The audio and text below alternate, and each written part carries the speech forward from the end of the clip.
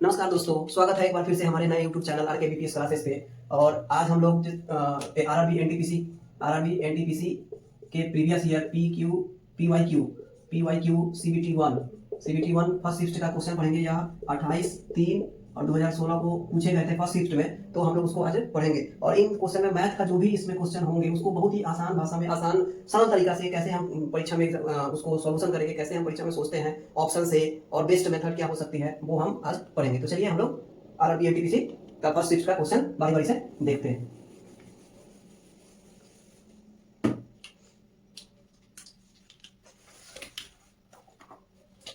चलिए, यह है RRB NTPC CBT 1 RRB NTPC CBT 1 के क्वेश्चन ये 28/3/2016 को पूछे गए थे।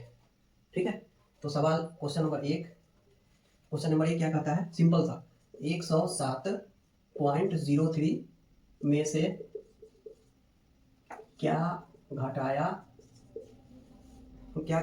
जाए ताकि 96.4 प्राप्त हो। ऑप्शन है 1.63, दूसरा ऑप्शन 10.63, तीसरा ऑप्शन है 10.53, चौथा ऑप्शन है 9.63। ठीक है, ये है। कैसे बनाएंगे इसको, सिंपल सा, आप समझिए। पहले हम थोड़ा एनालिसिस करते हैं। सवाल क्या है 107.03 में से क्या घटाया जाए ताकि 96.4 प्राप्त हो। 96.4 प्राप्त हो। ऑप्शन है 1.63, 10.63, 10.53, 9.63। ये चार ऑप्शन है। परीक्षा में वैसे तो ऑप्शन से ही बन जाएगा, लेकिन परीक्षा में आप सोचेंगे। हम इसको पूरा पहले डिटेल सीखते हैं, फिर हम इसको परीक्षा में कैसे बनाते हैं वो हम आप करेंगे। तो ध्यान से देखिए, सवाल है 107.03। ठीक है, 107.03 में से, माने इसमें से क्या घटाए, मान लीजिए 1 से घटा दिए ताकि क्या बन जाए 96.4 इतना बन जाए। ये हुआ प्रोसेस। सोचेंगे कैसे, क्या घटाना है, जो घटाना है उसको 1 से लिख देंगे, और हमको रिजल्ट कितना प्राप्त हो रहा है 96.4। तो जो 96.4 क्या होगा, बराबर के इस तरफ होगा। अब इसको हल करेंगे तो बराबर के दूसरी तरफ ही जाएगा, तो प्लस में हो जाएगा। नहीं, 107.03 ये प्लस में जाएगा तो माइनस में हो जाएगा। 96.4 बराबर 1 हो जाएगा, यानी x बराबर। अब इसमें से इसको घटा देंगे। अब ध्यान से देखिए, अब ये सोच रहा है कि 3 में से 4 घटाएंगे तो नहीं, यहाँ पे मान लीजिए 0 हो जाएगा। नहीं भी मानेंगे तभी 3 का 3 हो जाएगा। ठीक है, और ये 10 में से 4 गया तो 6 हो जाएगा। ये बच गया 6 में से 6 गया तो 0, 9 में से 10 में से 9 गया तो 1। ये हो जाएगा आंसर। अगर घटाने में दिक्कत हो तो 1.7303 और 96.40 और ये 0 1। आंसर क्या हो जाएगा 1। लेकिन चलिए इसको नहीं मानते हैं। ये तो हो गया प्रोसेस। परीक्षा में कैसे सोचेंगे, परीक्षा में सोचना कैसे, अगर सोचना पड़े परीक्षा में तो क्या करेंगे, ध्यान से देखिए। इस पूरे को जोड़ते हैं तो 7 1 8, 8 3 11, 11 मतलब 1 का 1 2। अब इसको देखिए, क्या घटाया जाए ताकि प्राप्त हो जाए 96.4। तो हमको इसमें से इसको घटाना होगा। तो 9 से 9 को 0 मान लेते हैं, 9 से 9 कट गया, और 6 या 4 10, 10 मतलब 1। अब ध्यान से देखिए, इसमें से इसको घटाना है, यानी इसको इसमें से घटाएंगे, यानी 2 में से 1 गया तो 1। इसका मतलब जो आंसर होगा, ये हम बनाए डिजिटल सम से, इसको बोलते हैं डिजिटल सम बोलते हैं। हम लोग पढ़ेंगे इसके बारे में पूरा डिटेल बाद में पढ़ेंगे, फिलहाल लेकिन इसको डिजिटल सम बोलते हैं। मतलब अंकों के जोड़ देते हैं, और अंकों को जोड़ने के बाद, और जो प्रोसेस कहता है उसे करने के बाद, जो हमें अंक का जो आंसर में जो अंक का जोड़ या घटाव जो भी हो वो उस फॉर्म में आना चाहिए। तो 1 आना चाहिए। 1 अब कौन सा आ रहा है, ये तो 9 कट गया, 1 आ रहा है ये। दूसरा 6 3 9, ये भी कट गया, ये भी 1 आ रहा है। 5 3 8 है 1 9, ये 0 आ रहा है, ये नहीं हो सकता। 6 3 9 9, ये भी नहीं हो सकता। अब सवाल ये है कि या तो ये आंसर होगा या ये आंसर होगा। ये तो 2 हो गया। अब क्या करते हैं, हम ये सोचते हैं। अब ध्यान से देखिए, 0 3 है, 0 3 है, 0 3 है, और 0 3 में से हमको घटाना है 4 0, तो लास्ट में कितना आना चाहिए, 3 आना चाहिए। इस दोनों में भी लास्ट में 3 है, और उसके बाद 6 आना चाहिए, इन दोनों में भी 6 है। अब ये हो गया। अब ध्यान से देखिए, तो इसको करने के बाद ये इधर वाला जो अंक हो जाएगा वो 9 होना चाहिए, मतलब 1 अंक कम। यहाँ 6 है, अगर 7 है तो 1 अंक कम जाएगा तो 6 हो जाएगा, और यहाँ कितना है 6 है, तो 6 में से 6 घटाएंगे तो 0 आना चाहिए, जबकि यहाँ 0 नहीं है। ठीक है, ये कट गया, आंसर यही बचा। अब सोचने में इतना टाइम लगाते हैं, लेकिन बनाते समय टाइम नहीं लगेगा। ठीक है। तो क्या करेंगे, अब ये देखिए 7.03 है, इसमें से हमको घटाना है, और दूसरा है 96.4।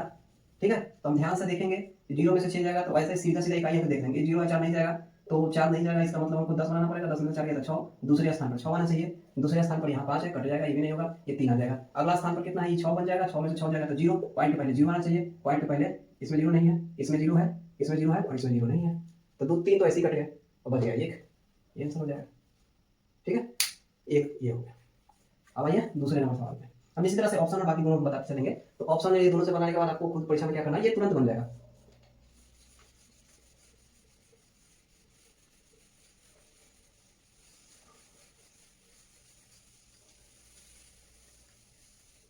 आइए अब दूसरा नंबर सवाल पे, सवाल नंबर 2। सवाल नंबर 2 क्या कहता है, ए की ऊंचाई, सवाल नंबर 2 क्या है, ए की ऊंचाई बी की ऊंचाई से, ए की ऊंचाई बी की ऊंचाई का 5/8, बी की ऊंचाई के 5/8 भाग है। ए की ऊंचाई बी की ऊंचाई का 5/8 भाग है। बी की ऊंचाई का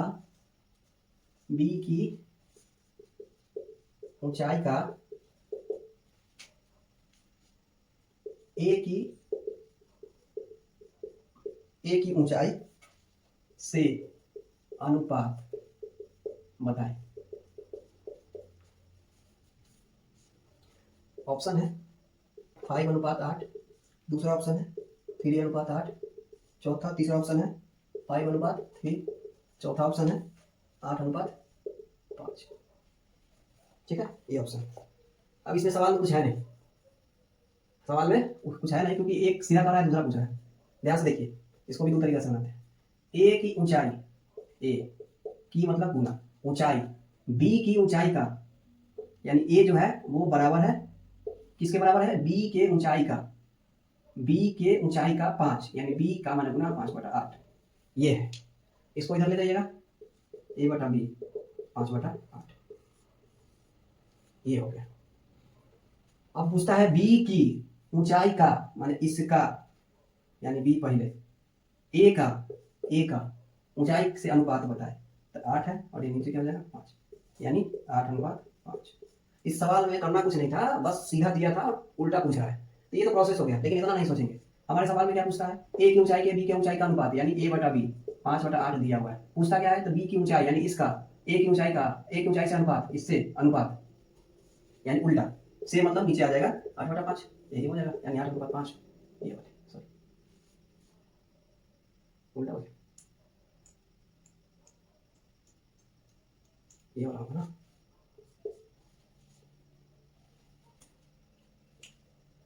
ठीक है, फिर ये सब सीधा जाएगा, क्या होगा उल्टा। चल अब अगला है,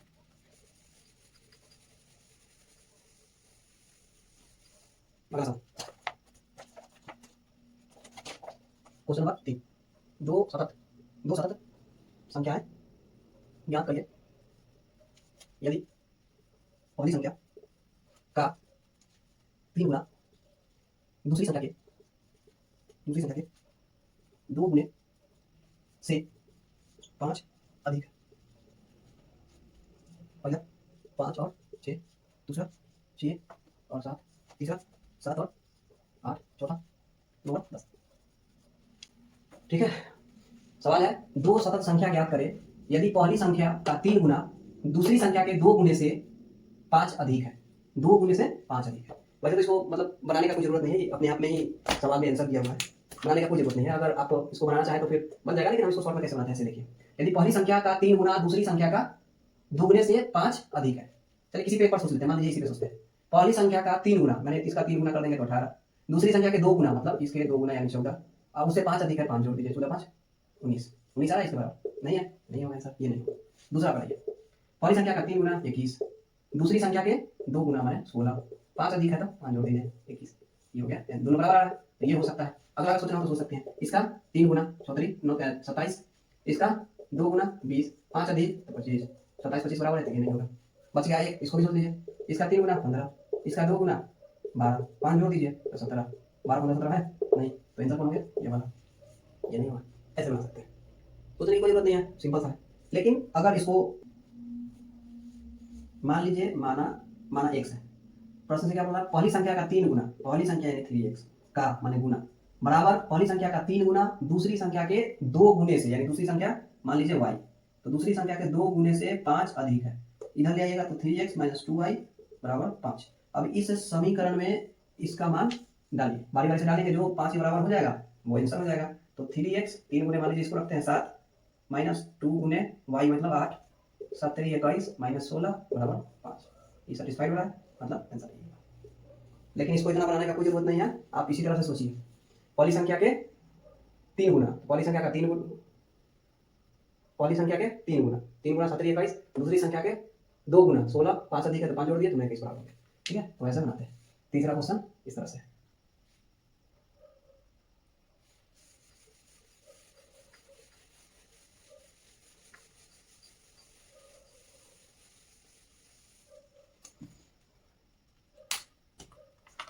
चौथा क्वेश्चन चाहिए, चौथा क्वेश्चन कैसा है, चौथा क्वेश्चन चाहिए, क्वेश्चन नंबर 4। क्वेश्चन नंबर 4 है समकोणीय समद्विबाहु, समकोणीय समद्विबाहु त्रिभुज के प्रकार, सॉरी समकोणीय त्रिभुज के प्रत्येक समान कोण का मान क्या है। आंसर है 90, 45, तीसरा ऑप्शन 30, चौथा ऑप्शन 60। इसको देखिए, वैसे तो कुछ है नहीं लेकिन फिर भी देख लीजिए, इसको थोड़ा चेंज कर लीजिए। समकोणीय समद्विबाहु, ये त्रिभुज जो होता है ना, त्रिभुज का भुजा के आधार पर 3 होता है, कोण के आधार पर भी 3 होता है। ये भुजा के आधार पर होता है, बाहु बाहु माने भुजा, भुजा के आधार पर होता है, इसका भी 3 होगा। आपको पता है त्रिभुज में भुजा के आधार पर 3 होगा, समबाहु त्रिभुज, समद्विबाहु त्रिभुज और समकोण त्रिभुज, ये 3 होते हैं। ठीक है, अब ध्यान से देखिएगा, समकोण बोल रहा है, समकोण का मतलब हो गया कि 90 डिग्री तो बनेगा ही बनेगा, उसका कोई कोण ABC 90 डिग्री तो होगा। ठीक है, समकोण मतलब 90 डिग्री। ये सम का मतलब बराबर, द्वि माने 2, सम द्वि बाहु मतलब सम माने बराबर, द्वि माने 2 और बाहु माने भुजा, माने वैसा त्रिभुज जिसके समकोण भी हो, मतलब एक कोण 90 डिग्री का भी हो और उसके 2 भुजा जो है वो बराबर भी हो, वैसा त्रिभुज जिसके एक कोण तो समकोण हो और दूसरा इसके 2 भुजा भी बराबर हो। सम माने समान होता है, द्वि माने 2 होता है, बाहु माने भुजा, यानी 2 भुजा जिसका बराबर हो और वो कोण उसमें एक हो, एक मतलब 90 डिग्री का हो, तो वो क्या कहलाएगा, समकोणीय समद्विबाहु। तो एक 90 डिग्री का तो हो गया। अब ये भुजा भी बराबर, आपको पता होगा कि अगर संगत भुजा बराबर हो तो संगत कोण भी बराबर होते हैं। इसका मतलब ये जो कोण होगा कुछ भी हो, ये दोनों कोण आपस में एक दूसरे के बराबर होगा। इसका मतलब क्या हो गया, इसका मतलब हो गया कि एक त्रिभुज में 180 डिग्री का कोण बनता है, पहले से 90 है तो बच गया 90, और ये दोनों बराबर यानी 2 से भाग कर देंगे तो जो आएगा वो क्या होगा 45, यानी ई भी 45 और ई भी 45। ठीक है, तो कौन सा मान हो जाएगा 45। और इसको बनाने का इतना सोचने की जरूरत नहीं है, सीधा 45 मानना चाहिए था, क्योंकि 90 और 45 45 90 हो जाएगा, 90 90 180 हो जाता है। ठीक है, तो ऐसे बनाते हैं। ये था चौथा क्वेश्चन। ये सारे सवाल ना जो मतलब ये सारे सवाल जो है वो 28/03/2016 के शिफ्ट 1 में पूछे गए। ठीक है, इन सारे जितने भी सवाल है ना उसका डिटेल्स जो है वो इस तरह से भी पढ़ रहे हैं, ये प्रीवियस ईयर क्वेश्चन है तो इस तरह से हम पढ़ रहे हैं। लेकिन हम जब हम इस चैनल पे पढ़ेंगे पूरी, तो हर एक चैप्टर में हम फिर से इस सवाल को बनाएंगे, कैसे क्या कंसेप्ट है, इसका बेसिक्स क्या है, वो सारी चीजें जो है हम लोग मतलब सीरियली से जब पढ़ रहे हैं। हालांकि मैंने पहले भी बताया कि हम नंबर सिस्टम पढ़ रहे हैं, तो नंबर सिस्टम से जो भी समस्या होगी वो नंबर सिस्टम से हम पढ़ रहे हैं तो उसमें पढ़ेंगे। लेकिन नंबर सिस्टम में हमने रेकरिंग पढ़ रहे हैं, तो रेकरिंग हमने अभी जस्ट खत्म की है, आप चाहे तो उसको देख सकते हैं कि रेकरिंग में क्या होता है, कैसे करते हैं, वो आप देख सकते हैं। हम इस भाग में जो है वो केवल एनटीपीसी एनटीपीसी का CBT 1 का जो प्रीवियस ईयर क्वेश्चन है वो पढ़ रहे हैं, बाकी इन सारी का डिटेल जो है हम लोग बाद में निश्चित रूप से पढ़ेंगे। चलिए, ये तो हो गया 4 सवाल। अब हम आगे पढ़ते हैं। 4 सवाल हो गए, अब आइए 5वां सवाल, क्वेश्चन नंबर 5।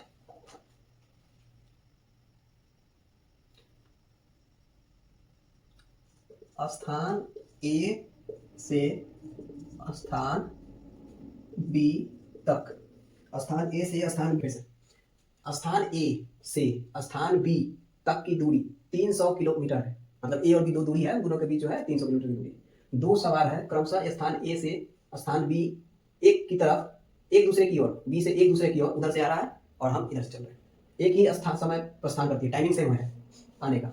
2.5 घंटे के बाद उधर से भी 2.5 घंटा चला, इधर से भी 2.5 घंटा चला के बाद उसके बीच की दूरी, वो भी दूरी तय किया 2.5 घंटा से और इधर से भी दूरी 2.5 घंटा से चला, तो 25 किलोमीटर रह गया। मतलब उसके बीच की जो दूरी हो गई 25 किलोमीटर हो गई।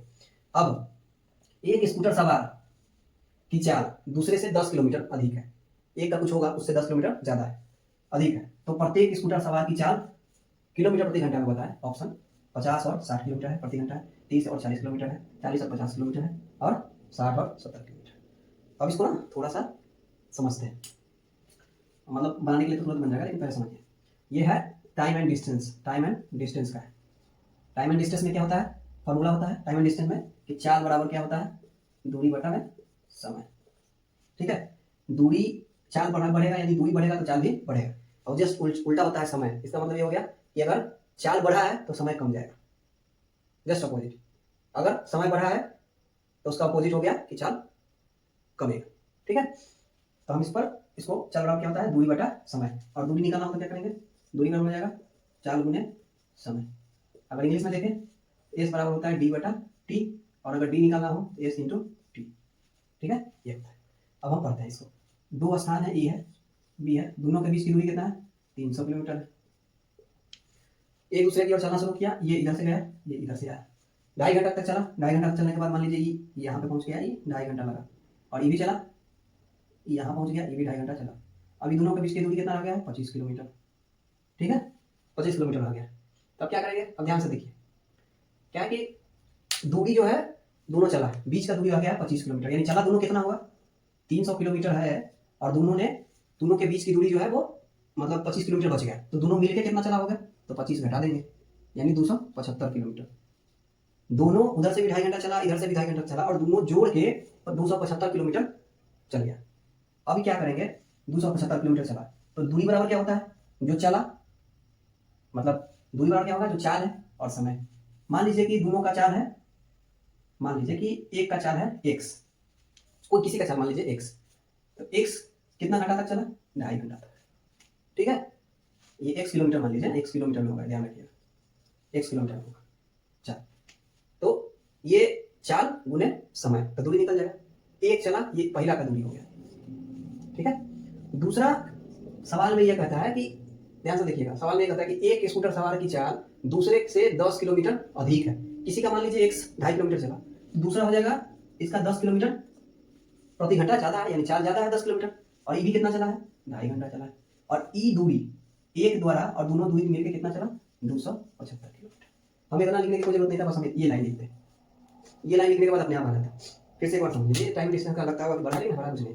स्थान ए से स्थान बी की दूरी 300 किलोमीटर है, दो स्थान है, दोनों स्थान के बीच की दूरी 300 किलोमीटर, इधर से ही चला उधर से ही चला, ये मीटिंग पॉइंट है। लेकिन मीटिंग पॉइंट मतलब मिलने से पहले दोनों की जो दूरी है, बातचीत हुई फोन से, तो उसने कहा कि भैया हम 25 किलोमीटर यहाँ है, हमसे 25 किलोमीटर वो दूसरा वाला दूर है, यानी दोनों ने कितना तय कर लिया, टोटल 300 है, 25 किलोमीटर बाकी है, इसका मतलब 275 किलोमीटर वो दोनों मिलकर चला होगा। आई 275 किलोमीटर में एक में 2.5 घंटा भी चला, दूसरे में भी 2.5 घंटा चला।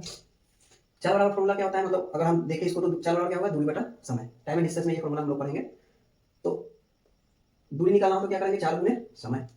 चाल है मान लीजिए किसी का, अभी चूंकि चाल किसी का दिया नहीं है, एक इसमें से कहेंगे कि अगर 10 किलोमीटर चाल दिया तो ऐसी नहीं है, इसने ये कहा कि एक का जो चाल है वो दूसरे से 10 किलोमीटर अधिक है, तो हमको पता नहीं ना कि किसका चाल कितना है, तब हम उससे बढ़ाएंगे कि 10 किलोमीटर से ज्यादा। अगर मान लीजिए कि एक का पता होता कि 10 किलोमीटर है, 10 किलोमीटर प्रति घंटा है, तो हम दूसरा को निकालते हैं, उसमें 10 जोड़ देते, 10 किलोमीटर, दूसरा का 20 किलोमीटर प्रति घंटा हो जाता, लेकिन पता तो है नहीं एक का, तो इसलिए मान लिया कि एक है x किलोमीटर प्रति घंटा, और वो 2.5 घंटा तक चला। पहला द्वारा दूरी हो गया, पहला द्वारा क्या हो गया, दूरी। अब दूसरा का कहा है कि एक का चाल दूसरे से 10 किलोमीटर अधिक है, इसका मतलब क्या हुआ कि एक जो है, अगर x माने तो दूसरा एक x प्लस 10 हो जाएगा, और 2.5 घंटा ये भी चला है, ये भी दूरी हो जाएगा, आई दोनों दूरी मिलकर 275 किलोमीटर टोटल चला है। ठीक है, तो अब इसको निकाल लेंगे, ये 2.5x प्लस, अब इसको करेंगे तब ये 2.5x हो जाएगा, प्लस इसको करेंगे तो ये 25 आ जाएगा, 275 हो जाएगा। ठीक है, अब इसको थोड़ा ऊपर कर देते हैं, हो सकता है थोड़ा, तो 2.5x तो 5x हो जाएगा, और ये 25 इधर है तो इधर जाएगा तो बराबर हो जाएगा 250, एक बराबर हो जाएगा 250 बटा 5, काट देंगे x बराबर 5, सॉरी 50, यानी एक का 50 जब एक का 50 आ गया तो 10 बढ़ा दीजिए।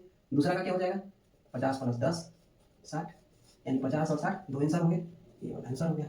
हमें सिर्फ ये लाइन लिखनी होगी, ये लाइन लिख के बस। और कैलकुलेशन तो ये मन में ही हो जाएगा। कैसे हो जाएगा, 2.5 है, 2.5 इधर भी आ जाएगा, 5 हो जाएगा, दशमलव से दशमलव हट जाएगा, 25 बचेगा, 25 घट जाएगा तो 250 और 5 से इसको भाग दे देंगे, 250 और 5 से भाग देंगे, 50 आ जाएगा, 50 और 60। पेन लेने की जरूरत नहीं पड़ेगी इसमें, इस तरह का सवाल है। ठीक है, ये सवाल लिख लीजिए। अगर एक सूचना है, अगर हमारी वीडियो अच्छी लग रही हो तो आप प्लीज़ मतलब इसको सब्सक्राइब, शेयर और लाइक कर लीजिए। हमारी वीडियो अगर अच्छी लगती है, कुछ सीखने को मिलता है, मैथ बन जाएगी या बनती है, तो आप हमारे चैनल को जो RKBPS है वो आप इसको सब्सक्राइब कर लीजिए, लाइक करिए। कुछ सवाल अगर नहीं बन रहे हो, कुछ कमेंट में लिखना हो, या कुछ कोई ऐसा सवाल जो ना बन रहा हो तो आप हमें कमेंट में लिख के भेज सकते हैं, हम उसको निश्चित रूप से अगली बार बताएंगे। ठीक है, अब ना अच्छी लग रही हो तो कोई बात नहीं है, जब अच्छी लगेगी तब कर लीजिएगा। चलिए अब अगला सवाल।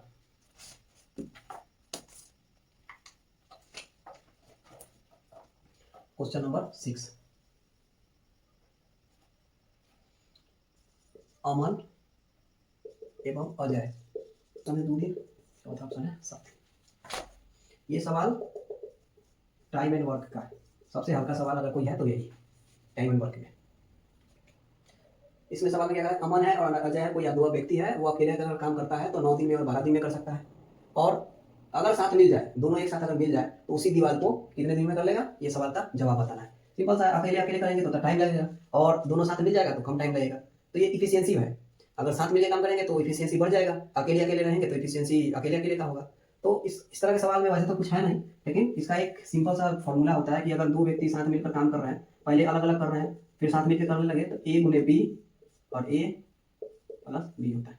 अगर दो मिलकर काम करें तब, मिलकर करे तब क्या होता है, A × B और A + B। लेकिन इसको हम थोड़ा डिटेल बनाते हैं, मतलब समझा के। पहला है कोई A कितना दिन में काम कर रहा है, मान लीजिए 9 दिन में, B है 12 दिन में कर रहा है।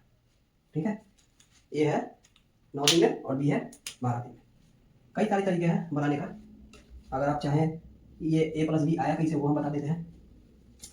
तो ध्यान से देखिए, A है और B 2 है, कोशिश करते हैं दोनों का लघुत्तम लेने का, क्योंकि दोनों मिलकर कर रहा है तो दोनों मिलकर करेगा, यानी 9 और 12 का एलसीएम क्या हो जाएगा, तो 36।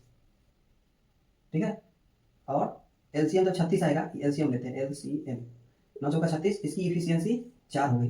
ए की जो कार्य करने की क्षमता कितना हो गया, 4 हो गया, और बी का कार्य करने की क्षमता कितना हो गया, 3 हो गया। ठीक है, अभी ये क्षमता हो गया, अभी दोनों मिलकर क्या करें, टोटल वर्क हो गया, ये जो हो गया total work, TW total work. अभी टोटल वर्क 36 है, तो दोनों अगर मिलकर करता है यानी 36 काम, दोनों मिलकर यानी 4 3 7 काम करता है, तब क्या होगा, 7 × 5 = 35, 1/7, यानी 5 दिन और 1/7 लगेगा, 5.1/7 दिन लगेगा। अब ये कैसे आया, ये ध्यान से देखिए। कोई ए है, ए कितना दिन में कर रहा है, 9 दिन, यानी इसको लिखेंगे 9 काम कर रहा है, यानी ए है। ठीक है, फिर दूसरा बी है, वो भी काम कर रहा है, तो बी, उसको भी ए लिखेंगे। दोनों का लघुत्तम लेंगे, जो यहाँ भी है, ए भी हो जाएगी, ए से कट जाएगा तो बी हो जाएगा, और ए बी से भी कट जाएगा तो ए होगा, यानी A + B बटा में AB। अब इसको चूंकि नीचे वाला होता है दिन, इसको पलट देंगे तो क्या हो जाएगा, A × B बटा में A + B। ठीक है, अब इस पर बना देके देख लेते हैं। अगर इस पर बना के देखेंगे तो उसको A + B का, यानी 9 × 12 बटा में 12 9 21 काट देंगे, 3 3 9 3 7 21, 36/7, 5.1/7 दिन, क्या हो जाएगा, ये सर। इतना लिखने की कोई जरूरत नहीं है, यहीं पे कर लेते हैं, 36 आ जाएगा, ये 4 हो जाएगा, ये 3 हो जाएगा, 4 3 7 भागा 7 से दे देंगे, 5.1/7 यहीं पे हो जाएगा। ठीक है, ये हो गया 6। अगर इन सवालों में अगर कहीं कोई दिक्कत आ रही है, कुछ समझ में नहीं आ रहा, तो कमेंट में आप लिख दीजिएगा, उस पर फिर अगली बार बता दूंगा।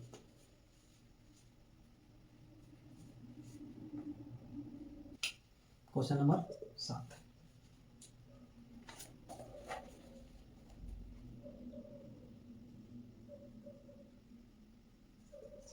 पचास एवं 100 के बीच, 50 एवं 100 के बीच कितनी अभाज्य संख्या है। ऑप्शन है 6, दूसरा ऑप्शन 10, तीसरा ऑप्शन 19, चौथा ऑप्शन 5।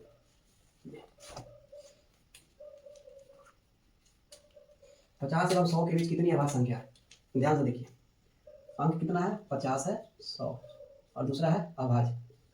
अभाज्य का मतलब क्या हो गया? जो किसी से भाग नहीं लगे, अर्थात एक और सेल्फ, इन दोनों के छोड़ के और किसी से भाग ना लगे। ठीक है, यानी इसको इंग्लिश में बोलते हैं प्राइम नंबर। प्राइम नंबर एक और सेल्फ से छोड़कर और किसी से नहीं लगता, उसको बोलते हैं। ठीक है, तो इसमें क्या करता है कि हम देखेंगे इसको थोड़ा, अगर थोड़ा सा ध्यान दीजिएगा तो सबसे छोटी प्राइम संख्या 2, सम में, और विषम में क्या हो जाएगा? 3। ठीक है, सम में क्या हो जाएगा? 2 और विषम में 3। तो क्या करना है कि हम एक लिखते हैं, जैसे 6 है, हम 6 का ना वो टेबल लिख देते हैं। तो 6 गुना 12, 6 3 18, 6 चौक 24, 6 चौक 24,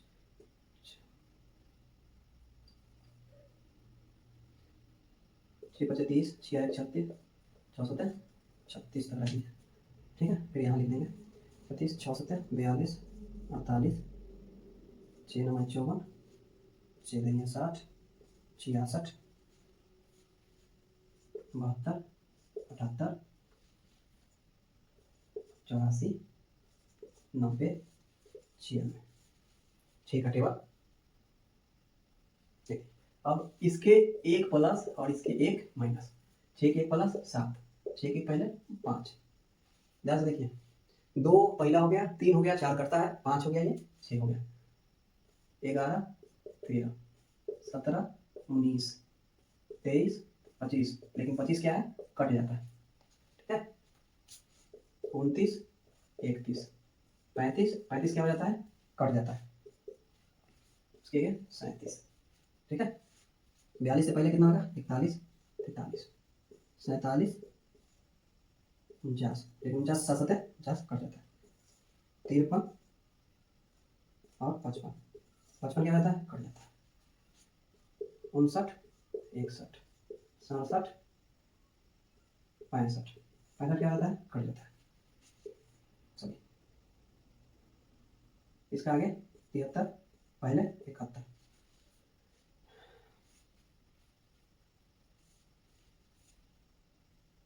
79 70 77 कट जाता है। इसके आगे 83 85 85 कट जाता है, 90 13 7 91 कट जाता है, और 8 9 नहीं करता।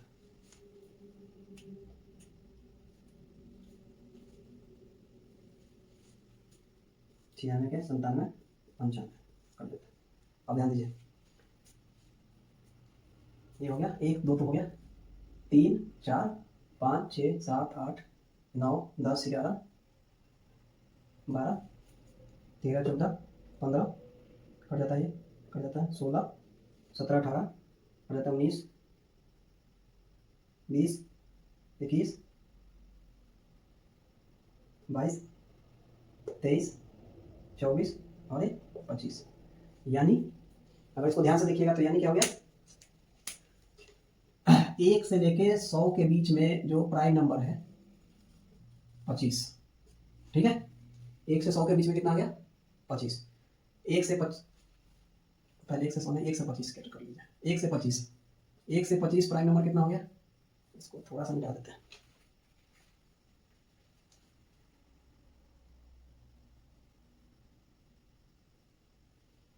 मिलाते हैं थोड़ा सा।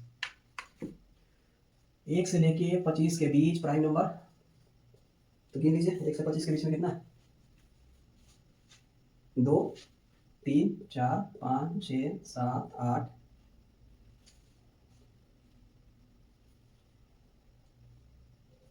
9,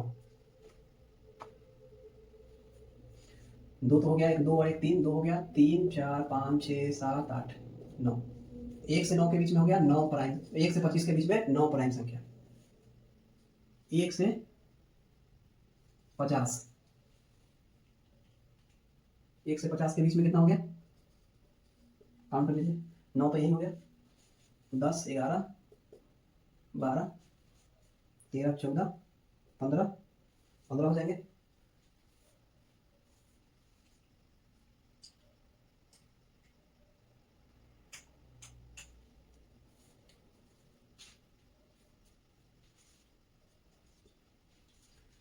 1 से लेके 25 प्राइम में ये काउंट कर लिए तो ये 9 हो गया, 1 से 50 के बीच में 15 हो गया, 1 से 100 के बीच में तो काउंट कर लीजिएगा, 25 अभी काउंट कर लिए, 25 हो गया।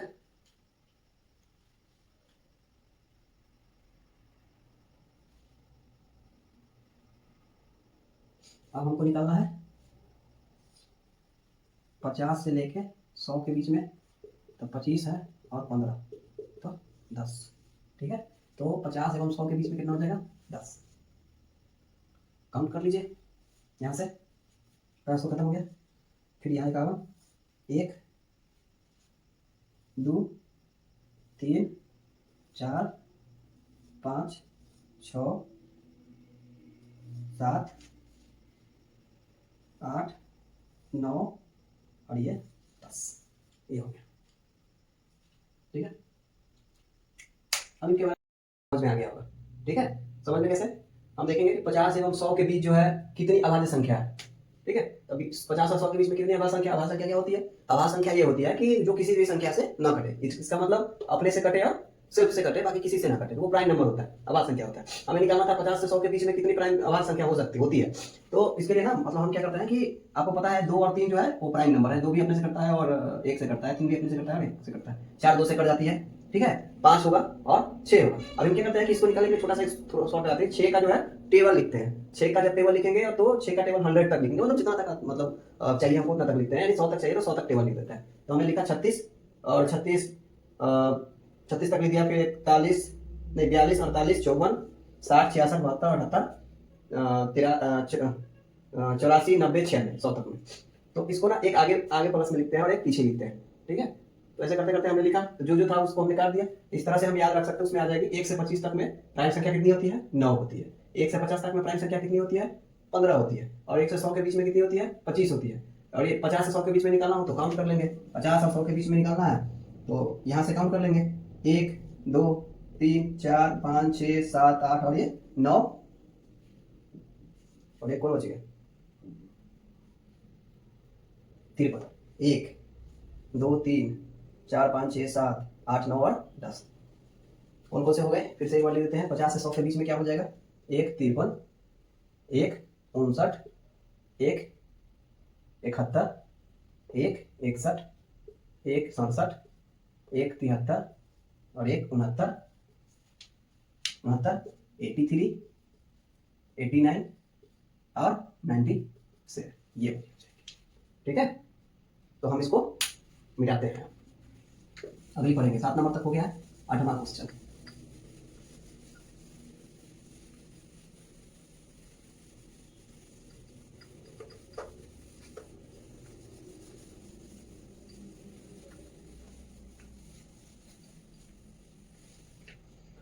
आठवां क्वेश्चन देखते हैं। आठवां क्वेश्चन क्या है, आठवां क्वेश्चन क्या है, आठवां क्वेश्चन देखते हैं। आठवां क्वेश्चन क्या है, निकालते हैं। दो संख्याओं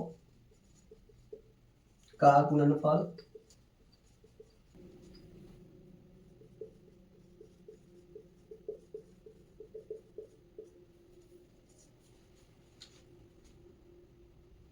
लघुत्तम समापवर्तक निकाले, ठीक है। ऑप्शन क्या है, लघुत्तम समापवर्तक निकाले। ऑप्शन क्या है, ऑप्शन पहला है 93 1 7 8 8, दूसरा ऑप्शन है 689, तीसरा ऑप्शन है 1378 और चौथा ऑप्शन है 35 83, ठीक है। अब इसको बनाएंगे कैसे, सवाल क्या है, दो संख्याओं का गुणनफल 35,828 है एवं उनका महत्तम HCF 26 है, तो उन संख्याओं का लघुत्तम समापवर्तक निकाले। ऑप्शन है 931788 689 1378 और 3583। हमने फार्मूला में क्या पढ़ा होगा, मतलब इसका फार्मूला होता है कि दो संख्याओं का LCM गुने HCF बराबर दो संख्याओं का गुणनफल, ठीक है। अगर LCM निकालना हो तो क्या होता है, दो संख्याओं का गुणनफल बटा में HCF। हम क्या करेंगे, दो संख्याओं का गुणनफल कितना है, 35 82 8 और ये 26, काट के देखिए कटेगा, 13 से काटिए या 2 से काट लीजिए पहले, तो 13 आएगा, 13 गुना 26 2 एकम 2, 7 दूना 14, 1 2 9 18, फिर 1 2 चौक 8 बटा में 13, काट दीजिए। 13 एकम 13, 4 49, 13 3 39, 1 3 कौन है, ये नहीं है, ये नहीं है, ये नहीं है, ये वाला आंसर, ठीक है। 1 3 7 8, ये आंसर आएगा, ठीक है। फार्मूला बस सिंपल सा फार्मूला है। फार्मूला में क्या है कि एलसीएम गुने एचसीएफ बराबर दो संख्याओं का गुणनफल। एचसीएफ निकालना हो तब भी इसके बराबर हो जाएंगे और एलसीएम निकालना हो तब भी, और एलसीएम निकालना है तो बराबर कर दिए, इसको भाग दे काट दिए तो ये आंसर आ गया। आप इसको यूनिट डिजिट से भी बना सकते थे, ठीक है।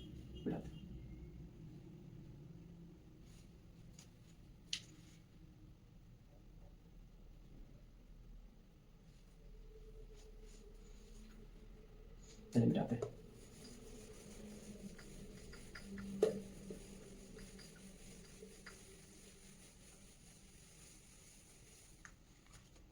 अगला क्वेश्चन क्या है, अगला क्वेश्चन देखिए, मार्कर बदल लेते हैं। अगला क्वेश्चन क्या है, अगला क्वेश्चन है इसका है 8 9, सरल करें, सरल करें। सरल किसको करना है, root under 1 minus sine square theta भागा, ये रूट के अंदर है 1 minus cos square theta, 1 minus sine square theta और कॉस स्क्वायर थीटा। ऑप्शन है कॉट थीटा, दूसरा ऑप्शन है टैन थीटा, तीसरा ऑप्शन है सेक थीटा और चौथा ऑप्शन है cosec theta, cosec theta. Option चौथा ऑप्शन क्या है, कोसेक थीटा। ध्यान से देखिए, कहता है नंबर क्वेश्चन सरल करें, और सरल किसको करना है, तो root under 1 minus sine square theta भागा 1 माइनस कॉस स्क्वायर थीटा, और ऑप्शन में क्या है cot theta, tan theta, sec theta और कोसेक थीटा।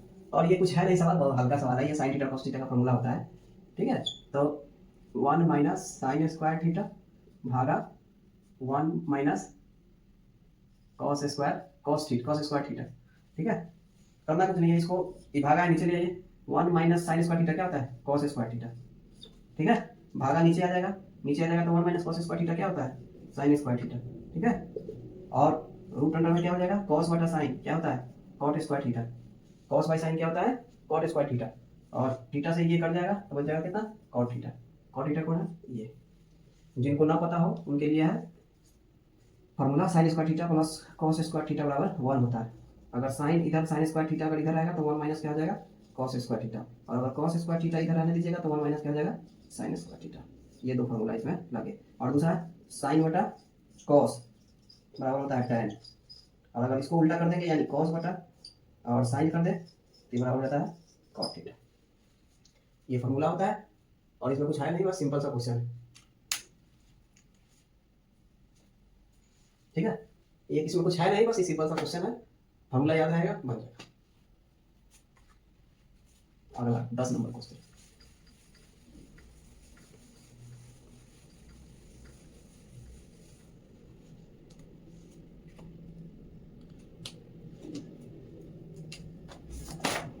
दस नंबर क्वेश्चन। 40 विद्यार्थियों की एक कक्षा में 28 विद्यार्थी तमिल बोलते हैं। 40 विद्यार्थियों की कक्षा में 10 12 14,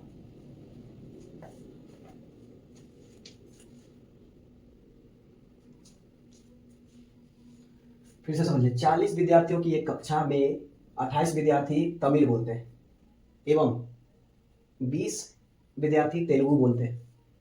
सभी विद्यार्थियों में से दो कम से कम एक भाषा बोलते हैं, दो क्या है, कम से कम एक भाषा बोलते हैं। तो पहला बताना है केवल तमिल बोलने वाले विद्यार्थियों की संख्या। पहला किसको बोलना है, तमिल बोलने वाले। दूसरा केवल तेलुगु। पहला क्या है, केवल तमिल बोलने वाले विद्यार्थियों की संख्या ज्ञात करना है। ऑप्शन क्या है, 8 20 12 4। दूसरा है केवल तेलुगु बोलने वाले विद्यार्थियों की संख्या ज्ञात करें। ऑप्शन है 8 10 12 और 14। तीसरा क्या है, तमिल एवं तेलुगु दोनों भाषा बोलने वाले विद्यार्थियों की संख्या ज्ञात करें। ऑप्शन क्या है, 8 10 12 और 14। ठीक है, तो इस तरह के सवाल ना बहुत सिंपल होता है, इसको एक अगर दिमाग में समझ गया है तो फिर ये बन जाता है। चलिए हम इसको बनाते हैं, मतलब पाई से बनाते हैं, पाई चार्ट, या इसको है पाई से ही बोलिए। 40 विद्यार्थियों की कक्षा में 28 विद्यार्थी तमिल बोलते हैं। टोटल कितना है, 40।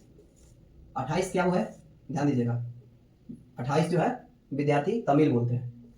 28 तमिल, इस पे ध्यान देना है। आप ये सोच रहे हैं कि तमिल तो दिया हुआ है, फिर क्यों निकालने के लिए कह रहा है, तमिल तो दिया हुआ है, लेकिन इसने ये नहीं कहा कि तमिल तो बोलता है लेकिन तमिल के अलावा और भी बोलता है कोई, ये इसने मेंशन नहीं किया है। लेकिन सवाल में क्या करेंगे, केवल, अब यहाँ पे सीधे अगर तमिल लिखता, तमिल बोलने वाले विद्यार्थियों की संख्या तो हो सकता है 28 होता है, इसमें 28 दिया, 28 बोल देते, लेकिन केवल इसका मतलब जो 28 विद्यार्थी वो तमिल के अलावा भी कोई भाषा बोलते हैं, ठीक है, तो ये हो गया 28।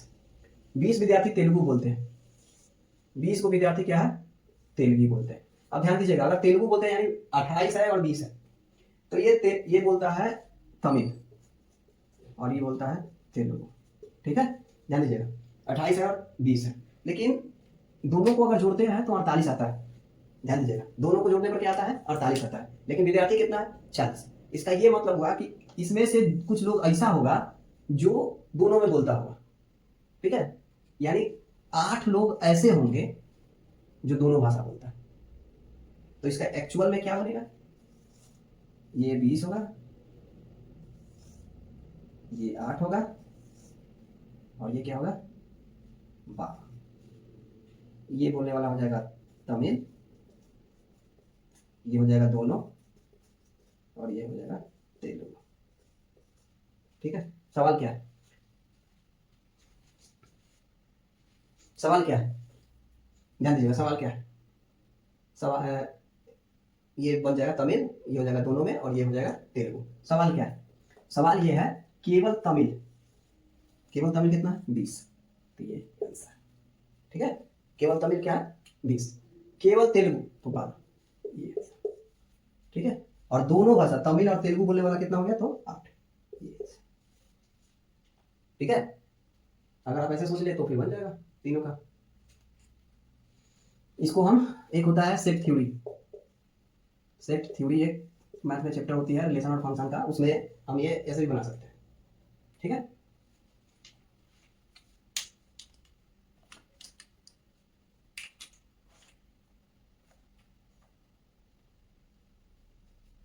सवाल नंबर 11, सवाल नंबर 11 क्या कहता है, सवाल नंबर 11 है, ये तो होता है, यदि दी गई सभी संख्याओं को अवरोही क्रम में व्यवस्थित करें, यदि दी हुई संख्याओं को एक अवरोही क्रम में व्यवस्थित करें तो मध्य में कौन सी संख्या होगी, पहला ऑप्शन। अब संख्या क्या है पहले लिख देते हैं, संख्या क्या है, 44 56 44 65 46 55 46 65 और 45 65। ऑप्शन है 44 65, दूसरा 45 65, तीसरा 44 56 और चौथा 46 55। ये ऑप्शन करना कुछ नहीं, सब हल्का सवाल है। बोलता है कि अवरोही क्रम है, अवरोही क्रम मतलब घटते क्रम, घटते क्रम मतलब डिसेंडिंग ऑर्डर, डिसेंडिंग ऑर्डर मतलब 9 5 4 3 2 ऐसे। तो इसमें हमको देखना है सबसे बड़ा कौन है, तो सबसे बड़ा 1 नंबर ये हो गया 46 65, दूसरा नंबर कौन हो गया, 2 नंबर ये हो गया, ठीक है। और संख्या कितना है, गिन लीजिए 1 2 3 4 और 5, 5 संख्या है, यानी 2 इधर से और 2 इधर से, यानी तीसरा अगर हमें मिल जाए तो मध्य वाला होगा। अब तीसरा निकाल लेते हैं, तीसरा ये हो जाएगा, ये आंसर हो जाएगा, यानी 65 45 65 कौन है, ये आंसर, ठीक है ऐसे। अब बाकी का निकालने का जरूरत नहीं है, 45 65 जितना हमसे पूछा जाए उतना ही हम बनाएंगे, इस तरह के सवाल ऐसे बनाएंगे। अब हो गया 11 12, ठीक है।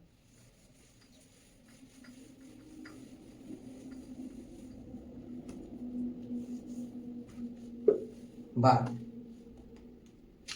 नंबर सवाल क्या है, यदि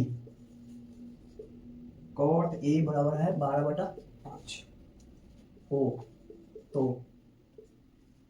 sin A plus cos A गुने cosec A, ये निकालना क्या होगा।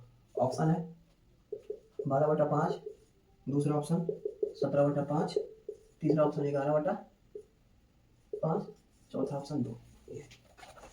ठीक है, सवाल में पूछा है यदि cos A बराबर 12/5 हो तो sin A plus cos A, और इन दोनों को गुना करना है cosec A से। 12/5 ऑप्शन है, 17/5 है, 11/5 है और 2/2 है, मतलब 2 बटा नहीं 2 है। क्या करेंगे, इसको लिखते हैं sin A plus cos A गुने cosec A। अभी ध्यान से देखिए, इसको बारी बारी से इसमें गुना कर लेते हैं, इसको इसमें गुना कर लेंगे। साइन और cos एक आएगा प्लस, जिनको फॉर्मूला याद नहीं हो देख लीजिए, sine theta into cos theta cosec theta बराबर 1 होता है। ठीक है, फिर उसी तरह इसमें अभी तो आप लिख दिया साइन बटा कॉस लिख ही देते हैं, साइन थीटा बटा में कॉस थीटा बराबर cos थीटा बराबर tan थीटा, और इसको करेंगे तो ये हो जाएगा cos A बटा में ये करेंगे तो 1 बटा नीचे आ जाएगा साइन थीटा या साइन ए। आपको पता है 1 प्लस cos A बटा में साइन, ये ऊपर चला गया उल्टा हो गया तो कॉट का क्या होगा, tan का क्या होगा cot A. 1 plus cot A का मान है 12/5, 5 और 12 17 बटा में 5।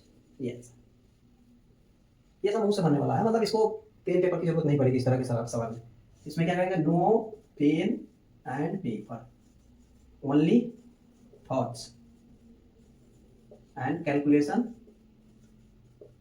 इन माइंड। ना कलम की जरूरत है ना पेपर की जरूरत है, केवल दिमाग में अपने कैलकुलेशन को करना है, बन जाएगा, कुछ नहीं करना है। आप ध्यान से देखिएगा, साइन कॉस एक होता है, कॉस बटा साइन हो जाएगा, कॉस बटा साइन हो जाएगा कॉट, 1 प्लस कॉट का मान 12/5 दिया है, 1 प्लस 12/5। अगर ज़्यादा से ज़्यादा दिमाग लगाना हो तो इसमें 1 जोड़ दीजिए तो 12/5 आ जाएगा, ये आंसर है। ठीक है, पेन की जरूरत नहीं पड़ेगी। 12 नंबर खत्म, लिख लीजिए।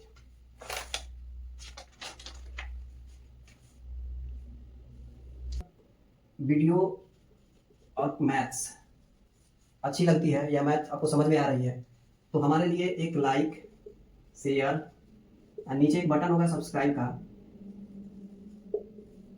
उसको आप दबा दीजिएगा ताकि अगर कोई वीडियो आए, हालांकि मैं अगले कुछ दिनों में कोशिश करूंगा पर डे 1 2 3 वीडियो डालने की, तो मैं डालूंगा ही, तो आपको पहले नोटिफिकेशन मिल जाएगा, पहले आपको पता चल जाएगा कि हाँ ये आ गया, तो आप देख सकते हैं। निश्चित रूप से सब्सक्राइब कर लीजिए और देखिए पूरा के पूरा वीडियो, निश्चित रूप से आपको आपके परीक्षा में ये थोड़ी ना कहीं हेल्प होगी। तो 12 के बाद अगला सवाल पढ़ते हैं। सवाल है, एक व्यक्ति 144 नारंगी, एक व्यक्ति 100 पेपर की जरूरत नहीं पड़ेगी, लेकिन हम आपको पहले ऐसे ही बताते हैं। एक व्यक्ति 144 नारंगी, 144 मतलब कितना दर्जन हुआ, 12 दर्जन, लिखने की जरूरत नहीं है। 360 रुपये में खरीदता है, 12 दर्जन 360 रुपये में खरीदा, वह सभी नारंगी को 10% लाभ पर बेचता है, यानी 360 रुपये में खरीदा है, 10% लाभ बेचना है, 360 का 10% ऐड करना है। अगर थोड़ा देर के लिए आप सोचिए तो 360 मतलब 360% का मतलब 10% मतलब 1/10, लाभ पर है तो 11/10 हो जाएगा, 11/10 कट जाएगा। अगर इसको करिएगा तो अच्छा, इसको करिएगा तो ये 11, अगर कोई अंक गुना करना है इसमें तो इसको क्या करते हैं, 6 का 6 लिख देते हैं, ये दोनों को जोड़ देते हैं और 3 हो गया, हासिल मतलब कैरी रहता था हम जोड़ देते हैं 396। अभी 12 दर्जन जो है 396 रुपये में बेच रहा है। ठीक है, अब पूछता है कि एक दर्जन कितना में, तो 12 दर्जन है 396 रुपये में, तो एक दर्जन 12 से भाग दे देंगे, 12 3 36, 12 3 36 33 रुपये ऐसे। ओके, इसको करने के, लेकिन हम इसको थोड़ा डिटेल से पढ़ते हैं, समझ के पढ़ते हैं। एक 144 दर्जन खरीदा, मतलब नारंगी खरीदा 360 रुपये। ठीक है, तो एक 344 दर्जन यानी 12 दर्जन, और ये 12 दर्जन कितना खरीदा 360 रुपया में। अब उसको 10% इस पर लाभ चाहिए, यानी 10% का मतलब कितना हो गया, 1/10। कैसे निकालेंगे, 10/100 कट जाएगा, 1/10 आ जाएगा। और चूंकि लाभ है मतलब प्लस है तो इसको जोड़ देंगे, 11 कितना हो जाएगा 10, तो ये हो जाएगा 11/10, 0 0 कट जाएगा तो कितना आएगा 346। अब 12 दर्जन मतलब जो नारंगी है उसका विक्रय मूल्य कितना हो गया, ये विक्रय मूल्य हो गया, कितना हो गया 396 रुपया। तो एक दर्जन का क्या हो जाएगा 396 बटा में 12 माने 33। सिंपल सा सोचना है, कुछ नहीं सोचना। 144 मतलब 12 दर्जन 10% लाभ चाहिए, 306। अगर आप देखिए ध्यान से तो 360 का 10% मतलब 36 रुपया, 360 में 36 जोड़ दीजिए 360 में 36 जोड़िएगा तो कितना आएगा 396, और 396 में 12 से भाग दे दीजिए, बस 33 आ जाएगा। पेन पेपर की जरूरत नहीं पड़ेगी। अगर पेन पेपर की जरूरत इस सब सवाल में पड़ेगा तो फिर मैथ बहुत सोचना पड़ेगा, ये सब पेन पेपर की जरूरत नहीं है। ठीक है, लिख लीजिए। अब हम आगे बढ़ते हैं।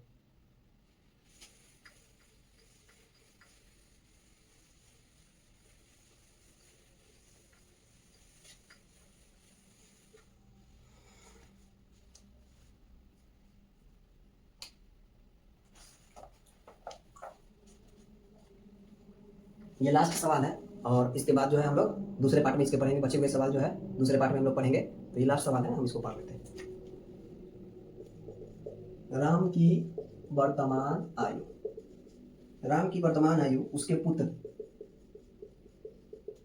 की, और चौथा ऑप्शन है 32 एवं 8। ये है, फिर से पढ़ देते हैं। राम की वर्तमान आयु उसके पुत्र की वर्तमान आयु का 4 गुना। मान लीजिए कि अगर राम और पुत्र, ठीक है, राम और पुत्र 4 गुनी है। 5 वर्ष पश्चात अगर इसको मान लीजिए x, 5 वर्ष पश्चात राम की उम्र उसके पुत्र की उस समय की उम्र की 3 गुनी हो जाएगी। ठीक है, ध्यान दीजिएगा, जिसमें की लगा हो उसको गुना करते हैं। राम की वर्तमान आयु उसके पुत्र की वर्तमान आयु की 4 गुनी है, यहाँ 4 गुनी। मान लीजिए पुत्र का x है तो राम का कितना हो जाएगा 4x। ठीक है, 4 गुनी है। अब कहता है 5 वर्ष पश्चात, 5 वर्ष बाद क्या हो जाएगा, तो एक का उम्र हो जाएगा कितना, एक का मान लीजिए x + 5 हो जाएगा, 5 वर्ष बढ़ गया, और दूसरा का भी 4x + 5 बन जाएगा। अब क्या कहता है कि 5 वर्ष पश्चात राम की उम्र ये वाली उसकी पुत्र की उस समय की उम्र की 3 गुनी, मान ये हो जाएगा 3 गुना इस समय इसका उम्र। ठीक है, कर लीजिए 3x + 15 बराबर 4x + 5। अब इसको इधर ले जाइए तो कितना हो जाएगा x, और इधर आ जाएगा तो ये 10। तो इसका उम्र कितना आ गया 10, तो इसका उम्र कितना हो जाएगा 4 × 10 40। ठीक है, कितना हो जाएगा ये 10 वर्ष और 40 वर्ष। लेकिन इतना नहीं सोचेंगे, कैसे बनाएंगे सब देखिए ध्यान से, इतना नहीं सोचते। सवाल पे आते हैं, वर्तमान आयु की 4 गुनी, 4 गुना है 5 वर्ष बाद ये 15 हो जाएगा, और उस समय की ये भी 15 हो जाएगा, तो ये भी कितना हो जाएगा 45। ठीक है, और उस समय की उम्र की कितनी हो जाएगी 3 गुनी, तो ये 3 गुना है 15 दिया 45। इसको सोचते हैं 4 गुना तो है ही, 15 × 4 = 60। 5 वर्ष बाद ये 15 है और ये 20 हो जाएगा, और ये कितना हो जाएगा 65। 3 गुनी तो 20 कितना होता है 60, 60 तो है नहीं, ये नहीं होगा। दूसरा सोचते हैं 5 × 20 4 गुना है, 5 जोड़ देते हैं, 5 वर्ष का 10 हो गया, इसमें भी 5 जोड़ना पड़ेगा यानी 25 हो गया। इसका 3 गुना है नहीं, तो ये नहीं होगा। इसको भी सोच देते हैं, ये हो जाएगा 4 गुना तो है, 5 जोड़ देते हैं तो 8 × 5 = 13 हो जाएगा, 13 वर्ष, इसमें भी 5 जोड़ना पड़ेगा यानी कितना हो जाएगा 32 × 5 = 37। 3 गुना है तो नहीं है, तो कितना हो गया, ये भी नहीं होगा। एक ही ऑप्शन मिला और वो है। ठीक है, तो आज के लिए इतना ही।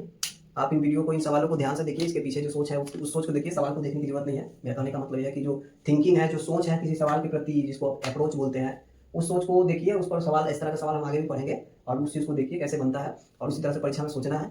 ठीक है, तो आप इन सवालों को बनाइए, और एक सब्सक्राइब, शेयर और लाइक जरूर कर दीजिएगा, ताकि हमें मतलब इसका मोटिवेशन मिले, हमारा वीडियो बनाए। दूसरी बात यह है कि इसको देखते हुए अपने सवाल को नोट करते हुए इसको बनाइएगा। ठीक है, तो धन्यवाद देखने के लिए, और जय हिंद।